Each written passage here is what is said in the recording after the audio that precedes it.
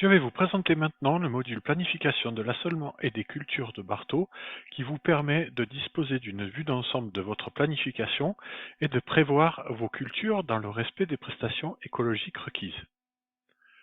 Le module se trouve sous le menu Culture, puis Planification de l'assolement et des cultures. Les parcelles sont chargées dès l'ouverture du module ainsi que les cultures définies depuis le carnet des champs, notamment grâce aux interventions de semis. Les cultures issues du carnet des champs sont matérialisées par la présence d'un cadenas et celles-ci ne peuvent pas être modifiées depuis la planification. En haut, à gauche, on peut passer vers une vue mensuelle et retourner à la vue annuelle. À gauche sont listées toutes les terres ouvertes issues de la gestion des parcelles. Le filtre permet quant à lui d'accéder aux surfaces herbagères, par exemple si une intervention de labour est prévue.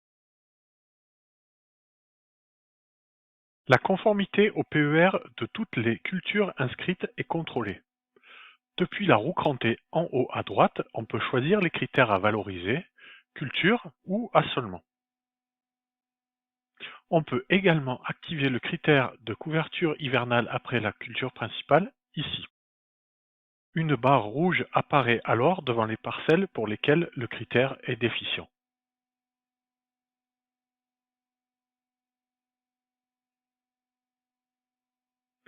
Depuis les paramètres, on peut également affecter les techniques de semis aux différentes cultures. Semis direct, semis en boîte fraisée, strip-till, semis sous litière, labour. La technique est alors appliquée à toutes les cultures du même type, mais elle peut être changée individuellement au niveau de la parcelle. Également depuis les paramètres, il est possible de définir les codes couleurs des différentes cultures.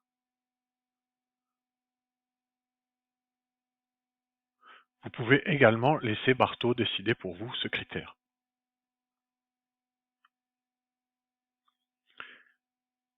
Si l'échange d'une parcelle est prévu, il est possible de désactiver celle-ci des contrôles PER avec un clic droit.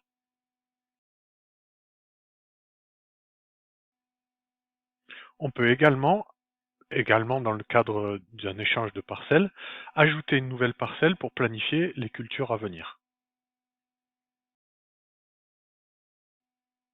Pour plus de praticité, on peut modifier l'ordre d'affichage des parcelles en cliquant sur la parcelle, puis en la glissant à l'endroit désiré.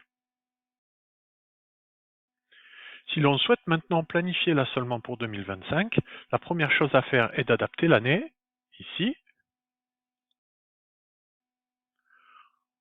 On peut alors planifier une culture en cliquant sur plus dans la parcelle souhaitée.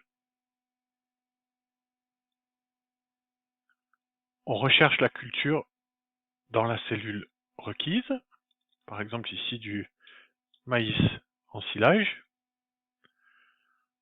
On peut adapter les critères de technique de semis et de récolte prévisionnelle. On enregistre et le rectangle relatif à la culture est créé. Je renouvelle cette opération autant de fois que nécessaire pour achever ma planification. Une fois terminé, vous pouvez visualiser la fiche 1 en haut à droite et la liste des cultures. La fiche 1 est matérialisée par le titre Rapport de rotation des cultures.